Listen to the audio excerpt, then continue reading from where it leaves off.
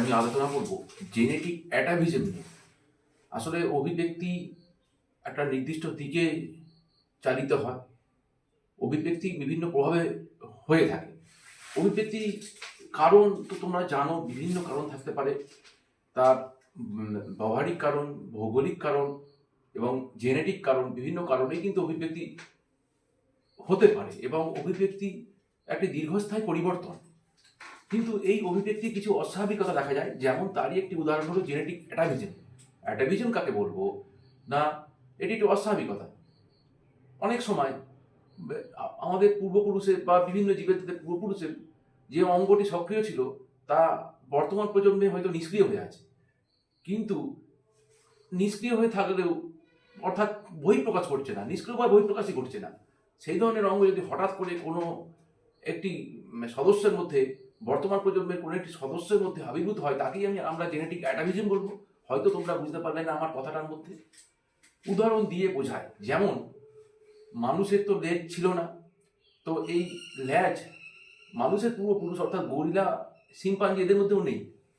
তারও পূর্বপুরুষ অর্থাৎ মানব এবং লেঙ্গুর জাতীয় প্রাণীর মধ্যে অথবা লেঙ্গুর জাতীয় প্রাণীর মধ্যে এই দুটি ছিল, সক্রিয় অবস্থায় ছিল।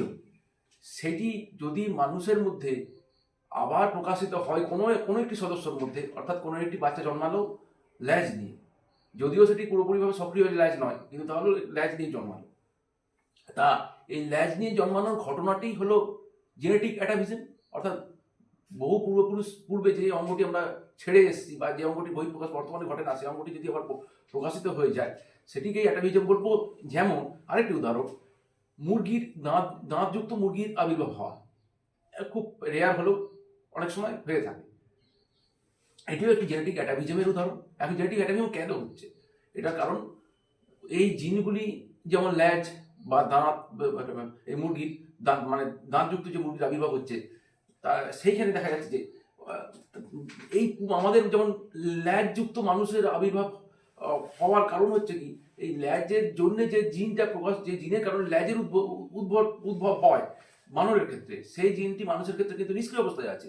তো নিষ্ক্রিয় অবস্থায় থাকলেও সেটি কোনো কোনো মানুষের ক্ষেত্রে প্রকাশিত হয় না, কিন্তু কারো কারো ক্ষেত্রে কিছুটা সেই জিনে প্রকাশিত হয়ে যায়। এবং এই জিনের কারণে এবং জিনের বহিঃপ্রকাশের কারণেই কিন্তু এই ল্যাজযুক্ত মানুষের উদ্ভব হচ্ছে। এটার কারণ এই জিন, নিষ্ক্রিয় জিনটা বহু পুরুষ ধরে একটি জিন নিষ্ক্রিয় অবস্থায় থাকার ফলে কোনো কারণে যদি সেটি হঠাৎ করে সক্রিয় হয়ে যায় কিছুটা, তাহলে কিন্তু এই ধরনের জেনেটিক অ্যাটাভিজম হতে পারে অনেক